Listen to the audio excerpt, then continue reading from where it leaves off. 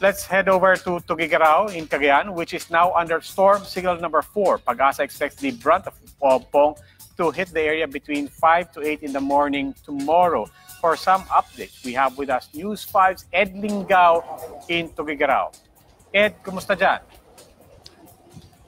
Hi, Robbie. Good evening. As you can see behind me, the rain is falling pretty hard. The capital, the provincial capital, is pretty much shrouded in rain. Now, it's been consistent in that sense that it's been falling, but there are times when it gets really, really bad, and you can barely see up to 100 meters from you.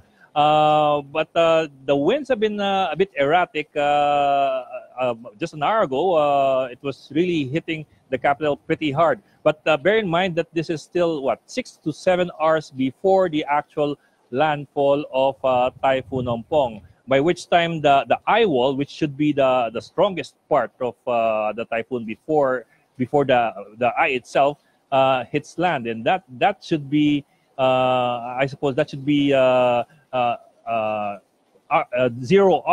for Cagayan. Now, the local officials already ordered forced evacuation of a lot of people, a lot of barangays in the coastal areas, as well as in barangays bordering the Cagayan River, which consistently and seasonally floods. The Cagayan River is some sort of a catch basin for this part of the region. You have water coming down from the Cordilleras, flowing down, as well from the Sierra Madres, and then going over to Cagayan before going out to sea. So you have a confluence of a lot of water coming down from the mountains, getting dumped here in this area. Now, when we were going around the Cagayan just this afternoon, we saw a lot of rice fields and cornfields that were half harvested. Now, I bring this up because a lot of farmers here are worried about their crops. The agriculture officer says that up to only 20% of the planned harvest for October have been harvested early. So we're talking about 80 to 70% of Cagayan crops, as far as rice and corn are concerned, which may be damaged or destroyed by Typhoon Ompong. Now, this is significant for a lot of people, not just in Cagayan, but in Metro Manila and throughout the country as well, because Cagayan and Isabela belong to the top 5 provinces which produce rice. So if you have bad supply of rice because of this rainfall, you might have higher prices as well. Robbie. Okay, and you also talked about, and we saw videos of people being evacuated. Where exactly are they being evacuated, and what can you say about the facilities that you've seen there? Well, they started preparations long before Typhoon Ompong hit this area. They've pretty much had a lot of practice with Typhoon Loen in 2016.